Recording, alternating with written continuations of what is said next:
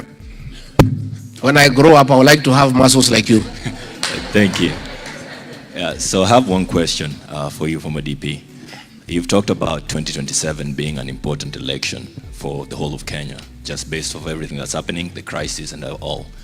But then you've mentioned a lineup of people who, in one way or another, have failed the country. You've mentioned Kalonzo, Wamalwa, Martha Karua, and all the other people who are running. But in one way or another, each of them have had backroom deals in the past to more or less further their own agendas.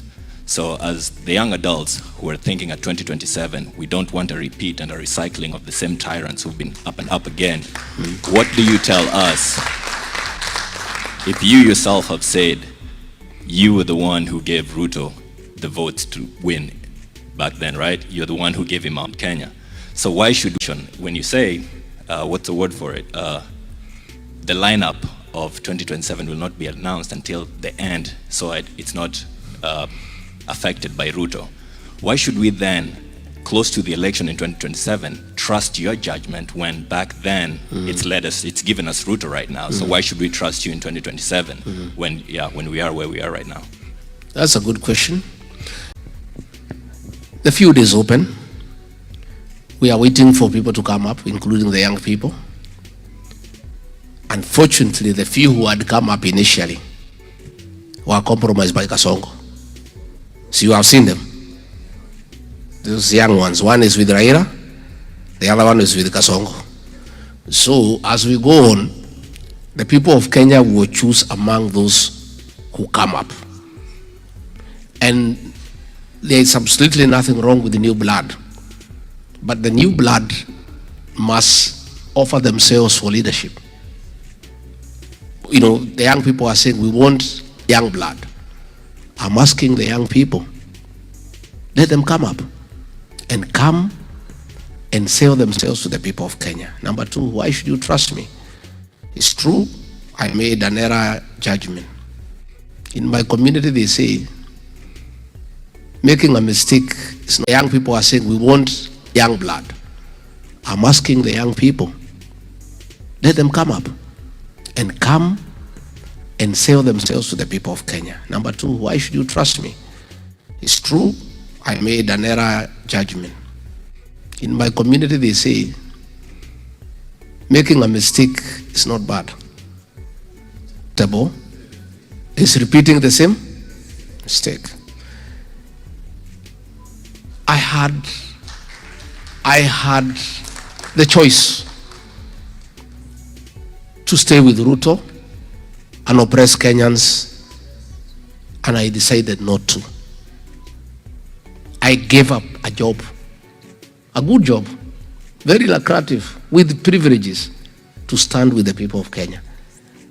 If I was a selfish person, if I was like Ruto, I would have just agreed to what he wanted. We just hung together, we killed children, or with Raila, you give him some little money, he hangs around. And why the young people trust me? When they needed somebody to start with them, at their lowest, when they were being killed and called criminals and being butchered, I, as deputy president, stood with them and said, this is unacceptable. I cannot accept it, Mr. President. And I was the deputy president. And Ruto could not believe it, that I could tell him off when I'm in office. That's why the Gen Zs back home, they love me, because I'm a very principled leader. And I am tested that when it mattered most, I made a decision that to some people looked very foolish and very dangerous, but to many people looked very courageous. It cost me a job, but I still think it was the right decision. Given another opportunity, I will still make the same decision. And the people of Kenya will make a decision whether they can trust me or not, and they will judge me depending on how I have acted before, where I needed to make a decision between starting with the truth and starting with comfort.